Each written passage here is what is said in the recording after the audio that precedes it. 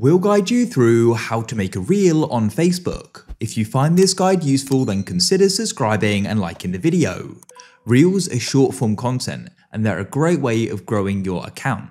So to go and get started, what you need to do is head to the bottom right or the top right of Facebook to find the menu button. This will vary depending upon your device. Go and click on it.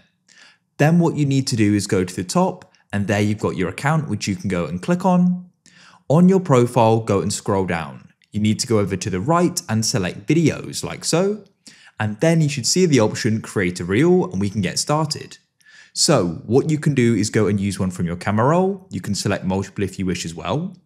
But at the top, we've got the option for camera, which we can go and use. So our camera has now opened up and we can go and start recording. You can double tap to go and flip the camera. There are some tools over to the top right you can use as well. Audio, speed, effects, timer, and green screen. In this case, I'm just going to go and start recording. Just like that, I'm now recording. So go and record what you want. When you're finished, you can then release. And here is the clip.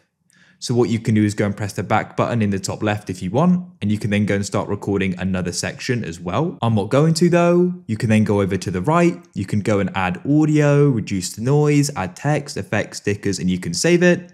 You can also click on edit in the bottom left to open up the timeline. In this case, I'll click on text and go and add something. At the top, you can choose if you want it to be spoken. You can go and set the time, change the color, change how it looks, and also the formatting. And you can adjust the size over to the left and the font at the bottom. So you can add stickers and effects if you want to as well. You can then click on next in the bottom right and we can post it. You can go and describe it at the top. You can choose, you can go and see the reel, that's super important. I like it to be set to public. And there are some other useful settings like being able to tag people, setting a location, sharing it to Instagram and adding topics as well.